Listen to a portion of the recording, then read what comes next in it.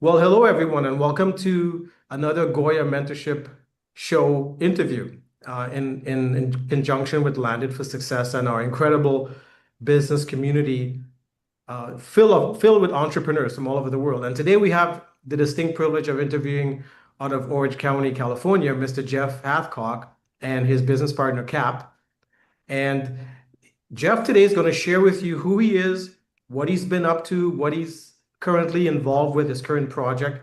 And he's just a wealth of information. He's going to share about his journey, about his life, and who he is as a someone who's a pioneer in the movie industry and what he's accomplished. And so, Jeff, welcome to our interview. And Cap, Thank you. welcome Glad as to be here. well. Yeah, Thank you. Thank yeah, you're welcome. you So, very Jeff, much. share with everybody, who are you? Like, tell us about yourself. Maybe, you have some hobbies. Sometimes I don't know who I am anyway. Yeah. Uh, So go ahead. well, I've been making movies since 1981. First one I made, I sold. It was in those days we made low budget movies, but they all sold, which was amazing. I made the first one for 750,000, no, 7,500. Took me, I think, 14 days to make it. Okay. Um, I found a restaurant up in the desert that fed us for free every morning, breakfast and dinner. It was just wonderful. I got the hotel space for practically nothing. It was a thriller about two psychotic guys who just escaped from prison. They're in the desert and they find these four young girls who are out there having a good time, and you can imagine the rest of what happened there. Right, right. Uh, and I kept making these kind of movies for several years. Then I got into the theater business and I've directed 183 plays, stage plays. I was in the theater business for about 25 years.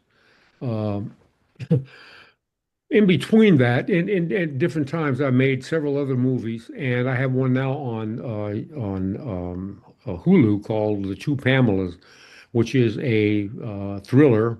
I'm going to make that again on a much bigger scope this time. Okay.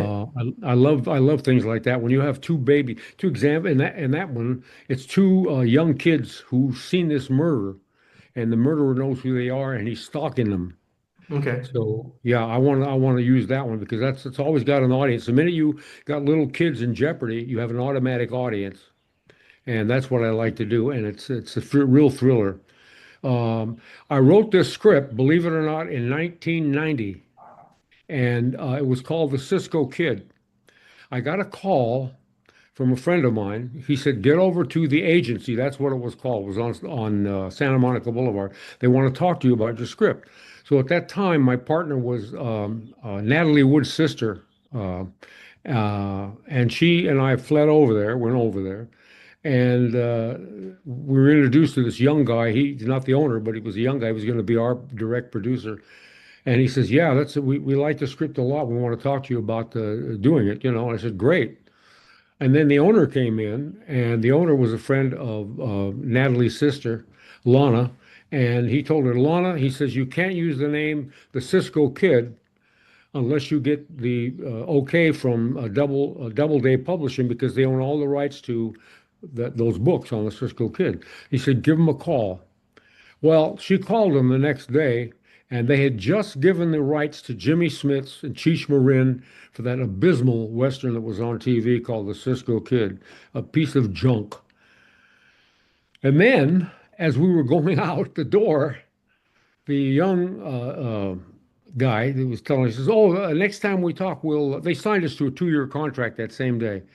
And they loved the script. And he said, "Next time you come in, we'll talk about rewrites." And I thought to myself, no, you're not going to talk about rewrites because that's common with a lot of Hollywood people. And it's never the same. It's never the same thing you wrote if it even gets to the movie screen. So I gave up on that one. Anyway, I put it away. I didn't get it back out again. I made other movies in the meantime. I didn't get it back. I've directed Academy Award winner George Kennedy in a Western. I've directed a lot of them. And I just kept at it and kept doing theater at the same time. And then I quit the theater in 2012, December of 2012, and did one or two more. I did one out in San Clemente, and that was it. And then I went back to doing business with the movies again. This one I hold deeply because it's, to me, the best thing I ever wrote. And it's now called The Sunset Rider, and he's called the Arizona Kid, so I don't have to pay anybody any money for that. And I could do what I want. Cap and I and a bunch of others went on a location scout back in September into Monument Valley, Arizona, and Tucson, and all those places.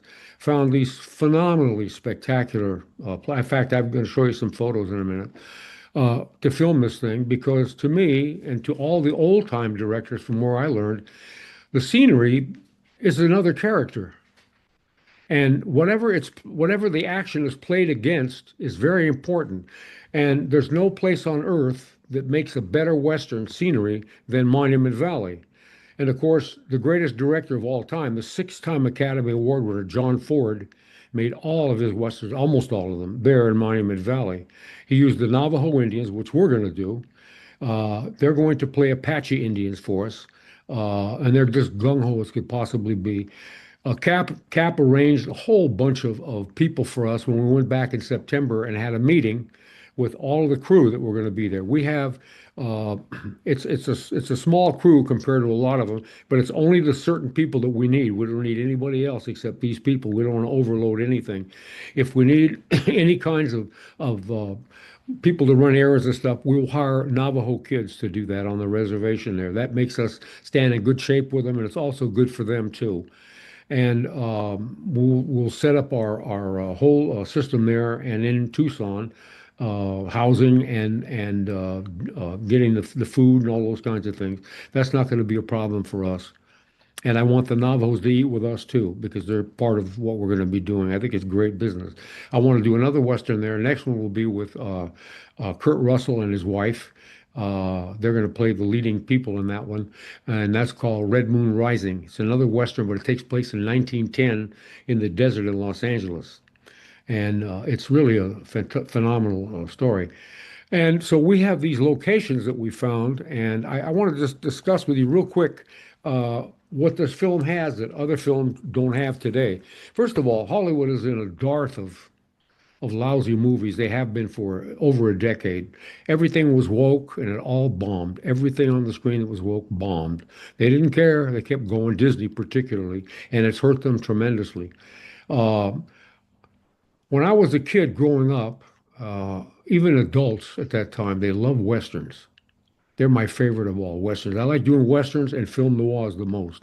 And Western films never seem to go out of style, except the ones they've made in the last decade. They have women in there as heroes, they got all this other stuff, and it just doesn't seem to work.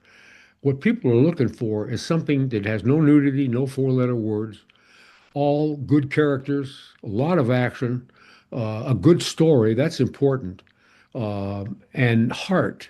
That's something movies today does not have heart. Ours has lots of heart in it, a lot of it, because that's what makes a movie great. I don't care what kind of genre it is. If it doesn't have heart, it doesn't grab people. And I've got the finest crew I ever had for all of the stunt work we're going to be doing. Cap is in charge of all of that, and it's going to be phenomenal. We have a lot of action in this film. Um, and so I just want to say a few things about it. It's registered with the Screenwriters the Writers Guild of America. It's also copyrighted by the United States government, so it all belongs to me. It's a classic. I'm just going to read these to you very quickly. Put on my specs here. It's a classic Western on a scale, an epic scale, like Hollywood used to make.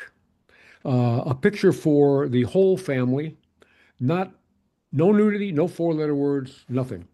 A handsome, half Mexican, half Anglo hero, and this is important, I'll tell you why in a minute, known as the Arizona Kid, fast with both a gun and a lady. The first Latin to star in an American-made Western since 1956, when the Cisco Kid went off the air on TV. We have not had a Hispanic, okay? Um, a very strong, okay, a handsome Anglo villain is in there too. He's also deadly with a gun. The reason I pick a handsome bad guy is because People would never expect a handsome, charming guy to be the killer, but he is. That makes him all the more vile, all the more dangerous. Okay, it's a very strong love story that will touch everyone who sees it. And the one thing current Hollywood film lacks is the heart. Okay, it's an epic Western with a powerful story of revenge. It will be filmed in magnificent Monument Valley and Valley of the Gods and Tucson, Arizona, on historic Western sets and in the Saguaro National Park. Navajos are set to play there. Now, I want to just show you some of these. We've just done a few of these. These are just samples of what we've been doing for the film. And this is for those that have never seen Monument Valley, this is what it looks like.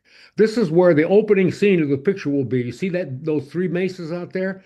That's where the stagecoach comes from, and it comes down that long road, and that's where the whole thing starts. That grabs people right away when they see that kind of scenery because they don't expect it because they haven't made a Western in Monument Valley since 1980. Yeah, I And remember. I think Silverado was shot there. Some of Silverado. I can't remember oh, any but other. that goes back a ways. It's in the Yeah, 80s. yeah, that's Yeah, in the that's in the 80s. And 80s. then there was City Slickers and other movies that, Yeah. you know. One of my people, he was on the film they shot there called the uh, uh, was made from a TV movie. I can't remember the name of it, but it bombed. It bombed horribly, Right, right. but it had nothing to do with that. Here's another shot of what Monument Valley looks like. Got it. It's it's Yes. it's unbelievable. It's unbelievable. This is next door in Utah, in the Valley of the Gods. Right. That's where the stagecoach chase will actually take place. There's another one there. This spectacular scenery will add so much to the film. This is pictures of some of the sets we're going to be using. This is Mescal where they made Tombstone. Got it. Let's see here. One more of that right there. Yeah. Yeah. Okay. And then we're also using something. We're going to be using this in Saguaro Park in the evening like that because that adds the romance and does something to the adventure in the Yeah. whole thing. Something you don't see in movies anymore. Okay. Now here's something interesting on this one. The opening credits that feature the musical score and the Arizona kid riding back from New Mexico to Arizona. You never see his face, but there are six different scenes, okay, that he rides through. So all and the music's playing, the opening credits, and so on and so forth, by the great composer Lee Holdridge, who's been a friend of mine since 1990 when both worked for Disney. I wrote for Walt Disney. I wrote for Walter Matthau. I wrote for Jack Klugman. Klugman won the Emmy Award, and what's his name won the Academy Awards. And so the first six scenes it began to look like a Russell and Remington painting of that time, those old time Western paintings. And then all of a sudden, each one of those scenes starts out with a painting and then it starts to move. That's the film. It goes into film and you see where he's going. But that sets up the whole thing. And it's something they haven't done in movies in decades. It's something really nice. I spoke with Felix Sanchez, who was one of the founders of the National Hispanic Arts Foundation of Washington, D.C., along with Jimmy Smith.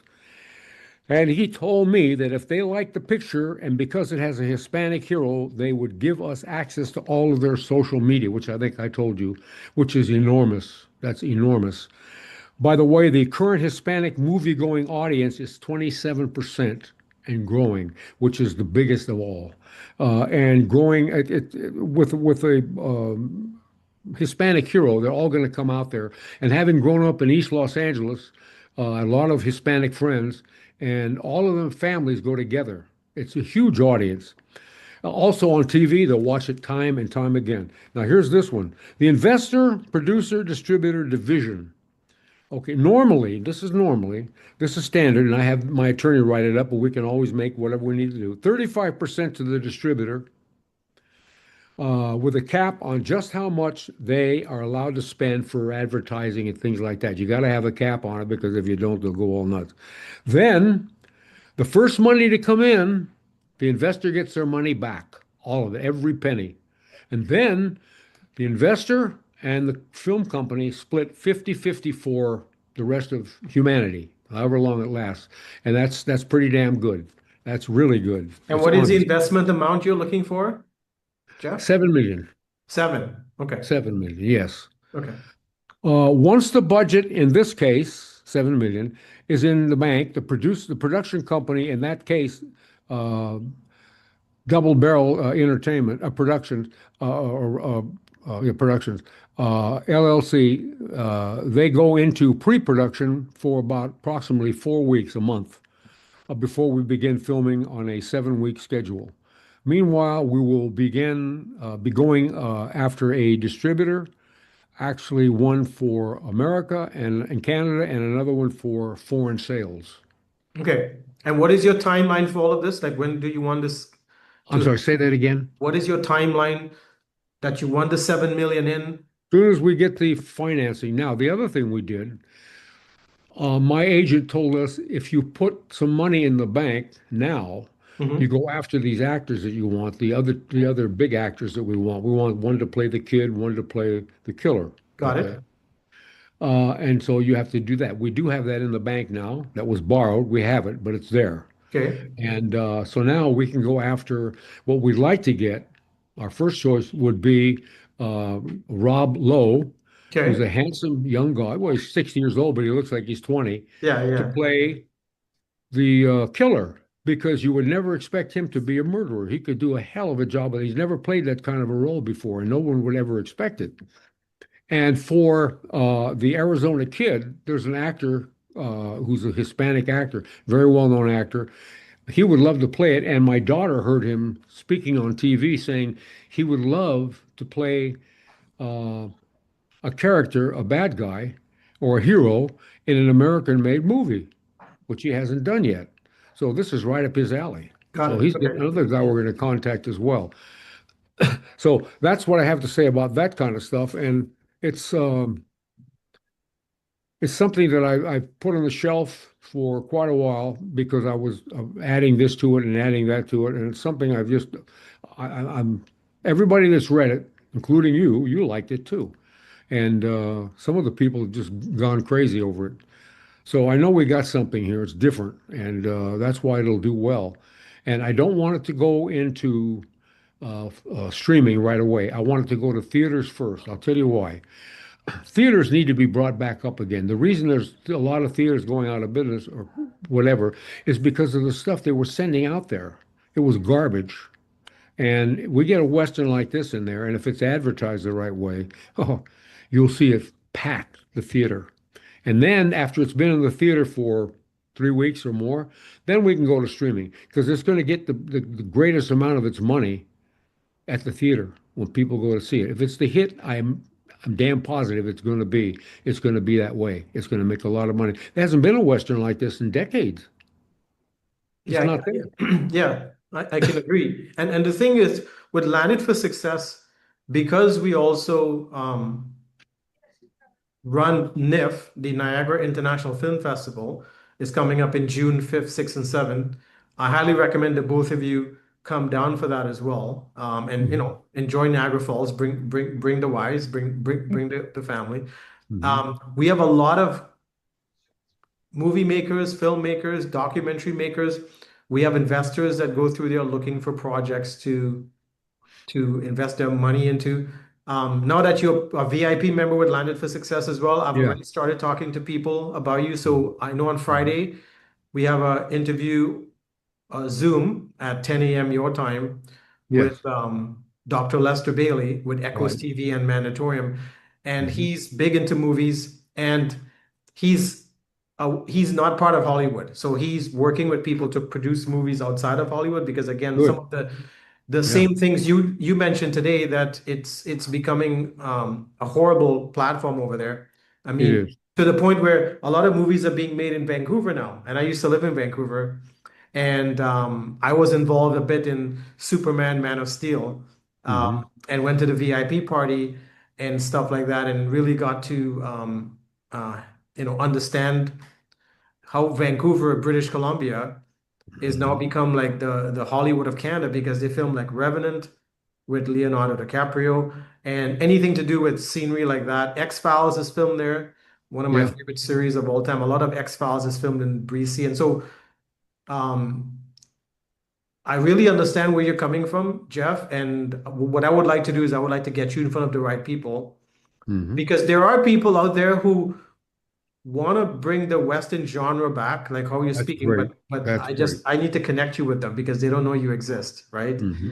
Um, are you planning, a quick question, are you planning to also go on the media and talk about this? Are you going like mainstream media like Fox or any of the big? Oh, I sure would love to do that. Okay, Yeah, so I I can really would love to. probably arrange that as well because with NIF, we're connected with a lot of the Canadian media. I have to find out about the US media, but there could be an option there as well for you.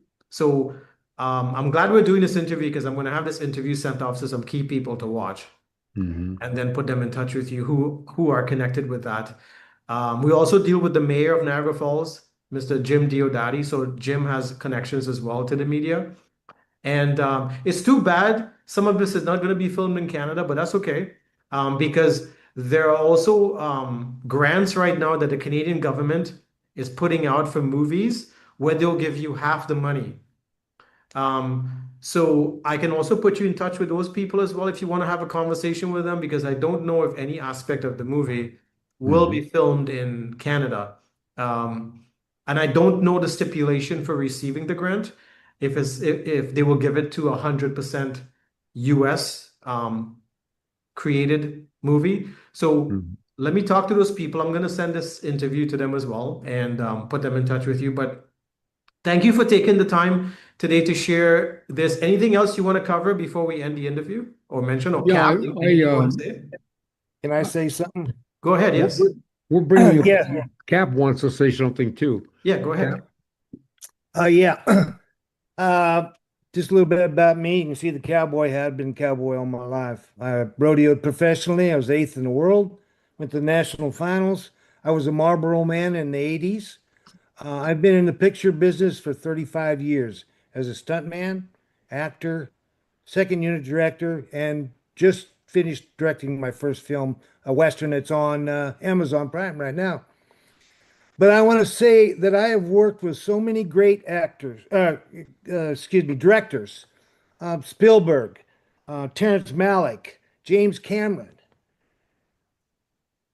Jeff is one of those directors that knows exactly what he wants and how to get it. And that's very important in this business because we spend so much time, people with cameras and sitting up and doing this and that and everything, that we don't get things done and they get shot number 96 and to try and get what they're looking for.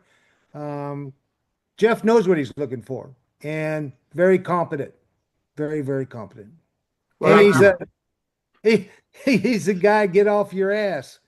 yes, you like that, eh? Yeah, but I'll tell you one thing about what he said. The way we work, we do this way. I'm the We'll be the first people out on the set every day, every single day. We're the first people there. We walk it through. Me and the cameraman, Cap, we walk it through and see what's going to work. Okay. Then the crew comes in. We do it again. We walk it through for them. We make any adjustments that needs to be made. Then the cast comes in. When the cast comes in, I have them do the scene the way I blocked it out, and we make any changes there. We do anything that we have to do. Okay. And then we shoot it. And if it works, fine. I don't go to another take. I do one take to two takes. That's it. I get them all done the right way because you practice them before you shoot them.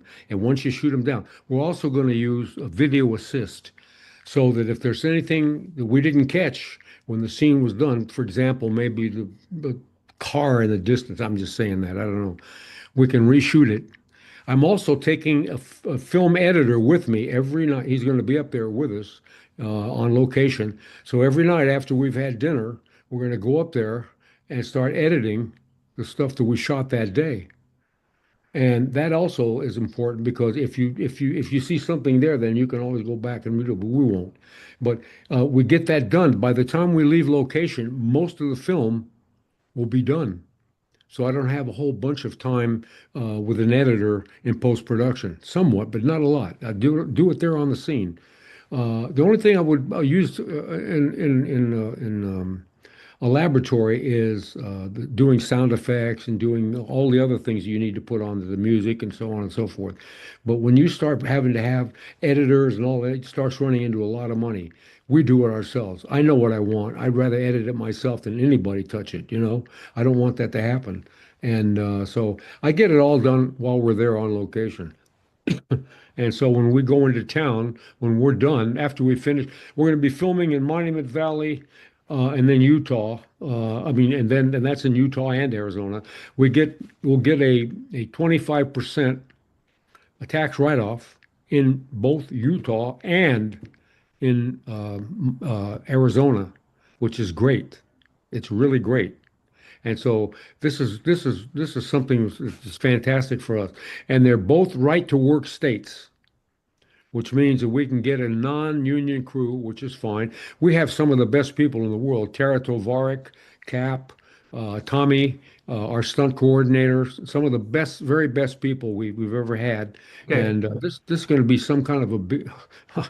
I know I sound funny because it's my script, but telling you what I've done so many of these things that this is the key to success, big time, because Okay. it hasn't been done. Yeah. No, I get that from you and Cap, and I see the seriousness of this and from your years of experience and being in the field and being on sets and working with major directors and producers, and so you know what you're talking about. And I know George Kennedy. Yeah. Um, Oh, that and was a wonderful I grew up man. on that, and I grew up on the Western genre with John Wayne and Yeah. Charles Oh, yeah. Bronson and all the greats, James Coburn. I grew up on that. Audie Murphy, Alan Ladd. Shane is my favorite, one of my dad's favorite movies. So thank you, gentlemen, for your time today. I don't want to have the interview go too long. And I appreciate you sharing with me about your baby and how passionate you are about bringing it to reality and bringing it to fruition. So I'm going to do my best now that you're a VIP member of Landed for Success, Jeff, to get you in front of the right audiences. Our networking event is in about 30 minutes at 4 p.m. your time. So register for that. I sent you the link. Cap, you're welcome to join us as well, and come and share about who you are. I love your story as well, Cap. I find you both have pulled me into your world, and I really, really, uh, I'm grateful for that and thankful. Come meet some of the community tonight, because here's one thing I've learned in life. It's not what you know, it's most of the time who you know. And you don't Oh, know yeah. who can connect you with who. And a lot of the members of the VIP membership of Landed for Success are well connected. They own their own companies and businesses and manufacturing plants and factories and hotels and casinos and major land development, and all the way to Hong Kong, all the way to Australia, New Zealand, all over. So you never know who they know that they can connect you with. Maybe Yeah. your investor may not come from North America. It may come from That's Hong right. Kong. We Mhm. don't know. It may come from Asia. We So don't know. it's important that we get this information out there, to the right people. So join us for our Landed for Success speed networking event in about 30 minutes. I have to go get ready for it because I'm the host. But I want to thank both you, Jeff and Cap, for taking the time today to meet with me and to share the story, because this is exciting. Nothing is more exciting than the creative process. And Nothing. you mentioned to me also that you wanted to be a producer in this thing. So We, I've told Cap, and yes, that's great. That's yeah. fine. We can talk about that at another time. But yes, I'd Yeah, love to be that's involved fine. because it's been one of my dreams to be a producer. And I've even rewritten a couple of movies. And we can talk about that. And I would love to be involved in what you're doing. So let's work on this project with the Sunset Rider Okay. and make it happen for you. And thank you for including us in this journey. This is incredible. And like I said, nothing is more excited than the creative process and bringing people together, bringing the community Yeah, together. that's right. And so I'm grateful that we connected through Stan Holden, and looking forward to seeing what I can do to assist you in this. So thank you for your time, gentlemen, and doing the Oh, interview with me. And I'll see you on the networking event in about 30 minutes. okay. Now we have a do we have another one this afternoon at 4, right? Yes, that's a networking event. I sent you the link on your email. Yes, we got the link. Yeah, go register, and it's not a Zoom, it's a meeting. It's a different software. So Yeah. register, and you will get a link resent to you with the link. If you're having a problem logging on, just call me on my cell phone.